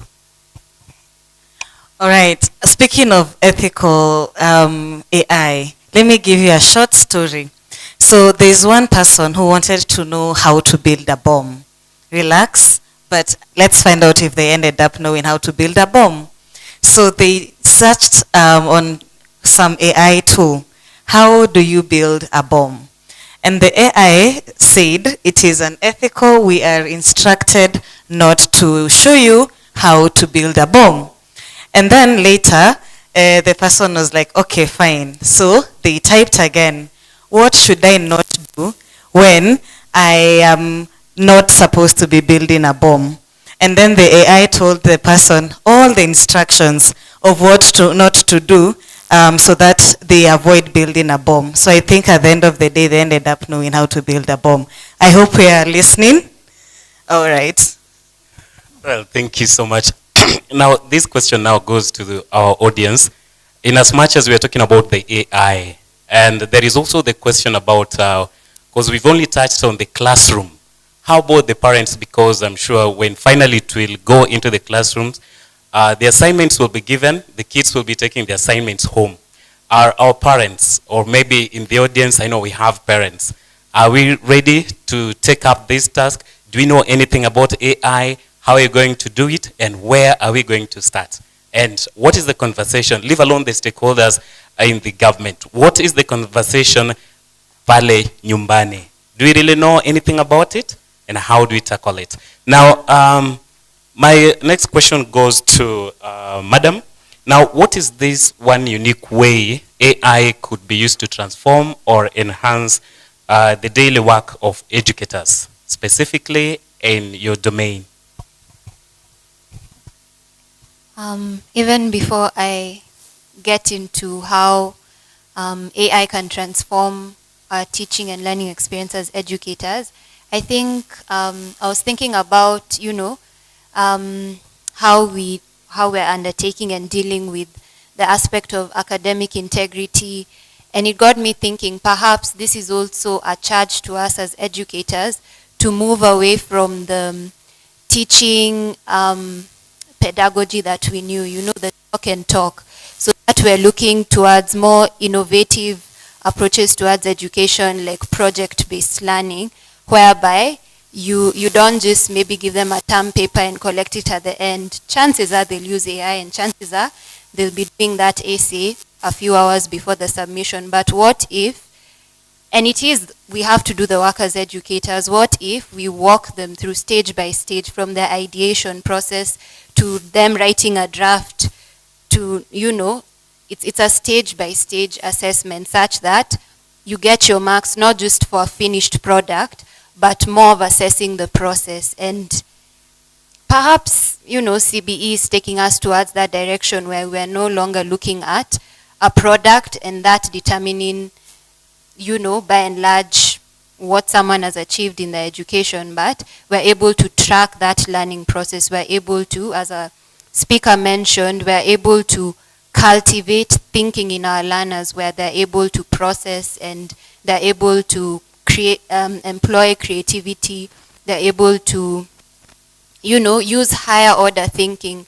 So that also, we had this conversation over lunch where perhaps, as lecturers, as teachers, are we assessing, things towards the lower end of the Bloom's taxonomy, where we're just asking for people to regurgitate the knowledge that we've taught to them? How about we assess them higher on the Bloom's taxonomy, where we're looking at their ability to apply what we've taught them, where we're looking at their ability to, solve problems, that is the higher end of thinking, where you're able to evaluate, justify, and that sort of thing, because that is what is happening in the world currently. Those are the 21st century skills that people are being expected to have in the workplace. So right from how we teach, so that also, what we're doing, we're just sitting down and telling you what to do.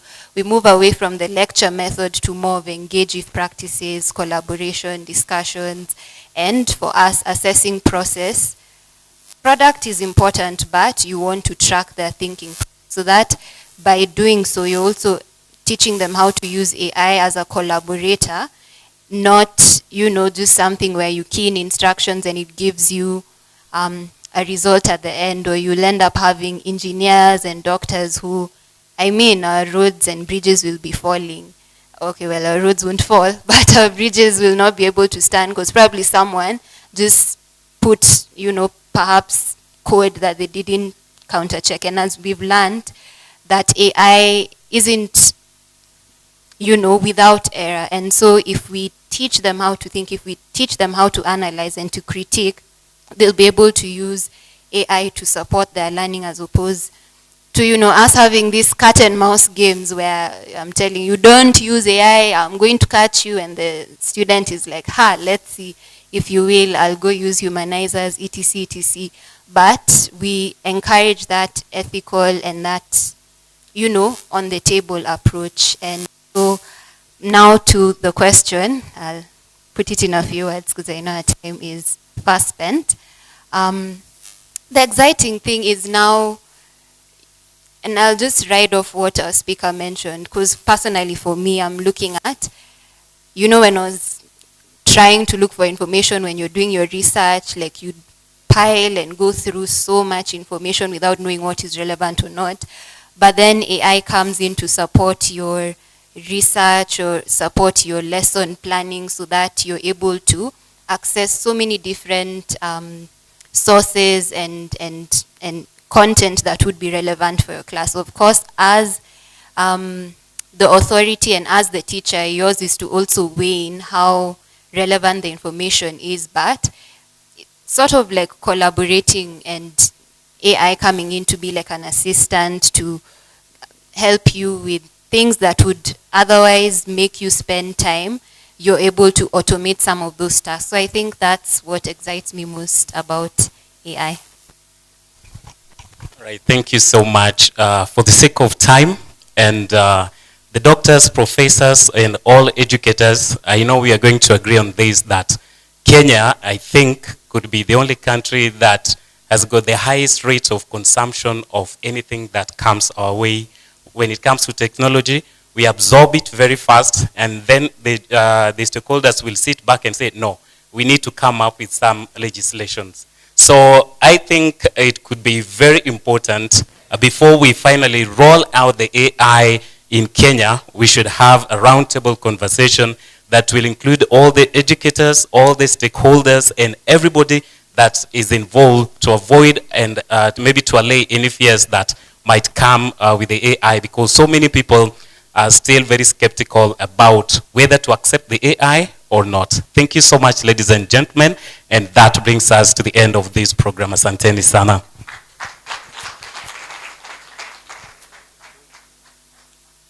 So thank you. May have your seats. All right. Asanteni sana. We had 5 panelists and 2 moderators. So can we give them a 7 factorial? 7 factorial. So let's warm up our hands. And let's give a 7 factorial. In 3, 2, 1, go. 1, 2, 3, 4, 5, 6. 1, 2, 3, 4, 5. 1, 2, 3, 4. 1, 2, 3. 1, 2, 1. Asanteni sana. Just a last one. One of our educators here, Mr. Mbugwa, wants to make us a song using AI in an interesting way. He's requesting you guys to give us just a 1 statement on what you've picked or your carry home today. And he'll be typing that as you give us that feedback. He will be typing it. And when the last person finishes that, there's going to be a song generated by AI from what you've given us. Who goes first? What have you learned? Anyone? I'll just give you the mic. Thank you. Quickly, quickly, so that we go home. This is the very last. One of the tools that is Whisk. How I can get any information that I want to learn using the Whisk tool. Thank you. Whisk to generate images. Embrace AI. Embrace it ethically. Yes. Thank you. Ethically embrace AI.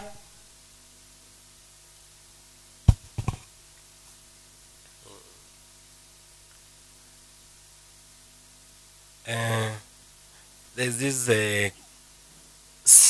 is it Science Space to do research? Science Space, a research platform. Another person? your take home. I'll just give you the mic. Please say something when I do. AI is not taking anybody's job. All you have to do is just tailor the technology and make content to make your teaching sessions better and more engaging. Wonderful. Thank you very much.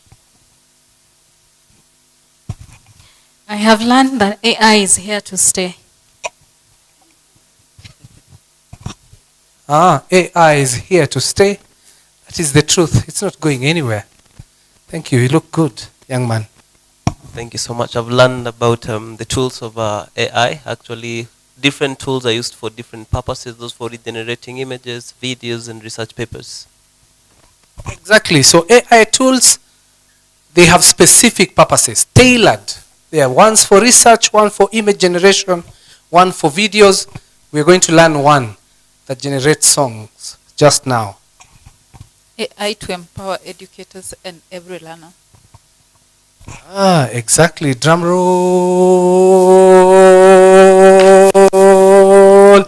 AI empowering every educator and every learner. Thank you very much. Another one? We are at number?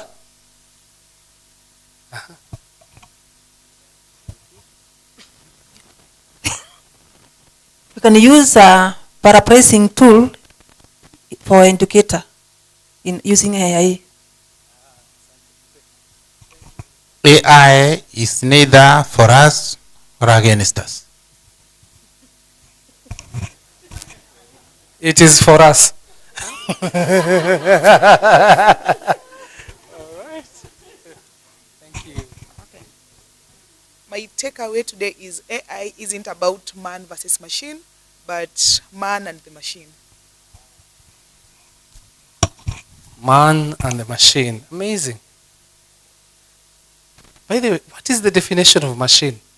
I remember we learned that in class 6. Tools to make work easier. So is AI a machine?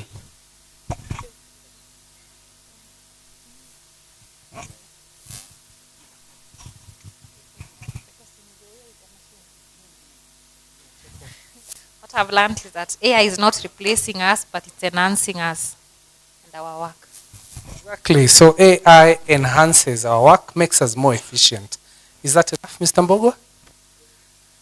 So please tell us, which tool is this that you're using to create this song? Thank you very much. We'll use simple tools that we all have on our computers. Go to Google Cloud, go to Google Documents, type in whatever you're thinking, whatever you're feeling at that particular point, copy it and paste it. Then go to a nice tool called Suno. Suno is an AI generation tool. Suno.com. Paste in your words. Hold on, let me see. There you go.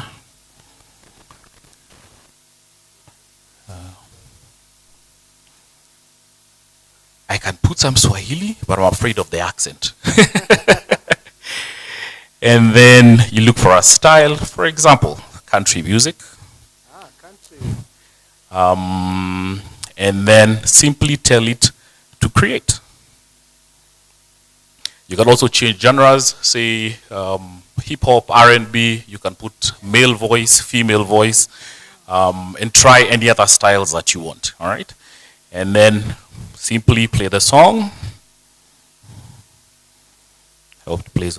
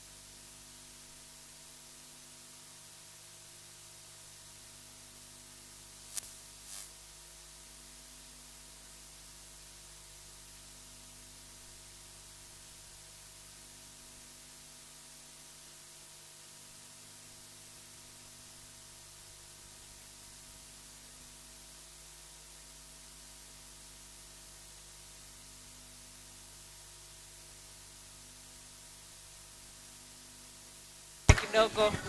Siski, mimi sijui kuimba. 1, 2, 3.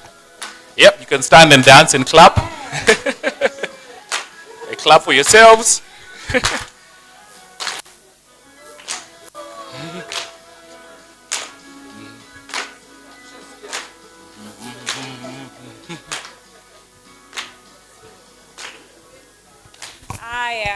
Okay, thank you very much. That was quite interesting. Now you know we can give your feedback after this summit using a song. So kindly, the papers on your desk, you can have a seat just for 2 minutes. The papers on your desk, kindly scan them and give us feedback. Your feedback will be given to you back in a song. AI can do wonders. Thank you very much. Clap for yourselves once again. That was beautiful. Thank you very much for engaging us. I'll now welcome Dr. Wekesa to give us a closing remark, and we shall be done for the day. Wow, that's wonderful. Let's give them a hand clap again. What a good ending with a song. I'm a good salsa dancer. If those of you who didn't know, I coach salsa dancers in my community where I stay. But more important, research is about technological development and also, on the other side, scientific development. What we have dealt with today is the technological development, which in my own assessment, especially as a university whereby you need to make any technological maybe development or advancement accessible to the wider community, and looking at the audience that have come, that is what we have achieved. How now the community or the participants, as you go back to your institutions or your maybe companies, or even to your communities, how you exploit that knowledge that has been shared in this workshop is now a challenge and a take-home assignment for you. But as also, just on behalf of maybe the university division of academic affairs, research and development, and on behalf of the educators and the researchers who are here, allow me just to commend the educators, the researchers, the academic leaders who are representing various organizations, both academic and non-academic, that we are humbled by your support, your open questions that actually have made this workshop a success. But also, not forgetting our speakers and panelists with very invaluable insights, illuminating opportunities that comes with AI. It has been a wonderful session to be hosted and also to be part of this workshop. Let me also not forget our local and partners who had what we call organizing committee, led by our dean, faculty of media and communication and your team, and on the other hand, or on the other side, led by Madam Sila, the head of the Africa Digital Media Institute. I know, because I was part of your committee, I know the tireless meetings you held to make such a workshop to be a success. Again, to our management, in their absentia, of course, we believe as a university we are going to have more technology transfer events like this. Apart from AI, there are many lined up, and I'm very sure the same team, FAMECO, because I'm closer to them, I'm told this was just a test. but they have a major summit in September, which will be entire week. Kindly, they will use the same participants to welcome you back, the same speakers, the same maybe panelists.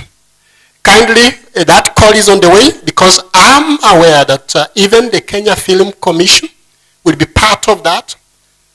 And when that invitation comes, kindly make multimedia to be part of your home. As I mentioned, we are open for partners. We are open for what we call joint interdisciplinary grant proposal writing. And anytime, kindly we have your contacts. We shall reach you out to share some of the opportunities within and outside. Feel or take multimedia to be one of your first partner to implement some of these joint proposal writing, maybe activities and initiatives that we are doing. With that, allow me also to thank our team, our volunteers, our journalists who have been with us, our security team, our catering department, and many, many other volunteers who have made this event a success. And back to the Faculty of Media and Communication, this is an eye-opener. I'm very sure as a Director of Research and Innovation, we can maybe escalate this to other faculties so that we can be having even monthly summits just to discuss some of these emerging and developing technologies to synergize and to support our day-to-day activities. So with those few remarks, allow us to end today's workshop, and we look forward to your support as we continue to make Kenya a better nation. Thank you.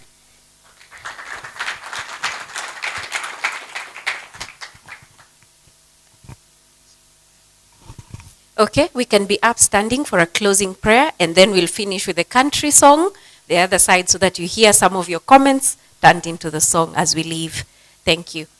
Let us be upstanding. That?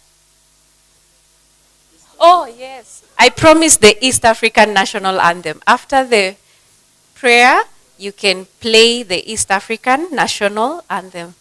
Hey, you're such good students. You didn't forget that. I'm busy with the country music. I've been transformed. Okay, let us pray. Heavenly Father, we thank you so much for keeping us here today. Thank you for watching over us. Thank you for the learning that we have done. Thank you, Father, for enriching our thoughts, mind concerning matters AI. I pray that even as we leave, you will cause us to be able to implement all that we have learned well.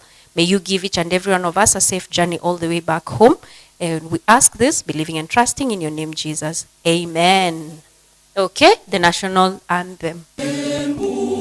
Twaomba uilinde Jumuiya Afrika Mashariki, tuwezeshe kuishi kwa amani, tutimize na malengo yetu. Jumuiya yetu sote tuilinde, tuajibike, tuimarike. Umoja wetu ni nguzo yetu, idumu jumuiya yetu. Uzalendo.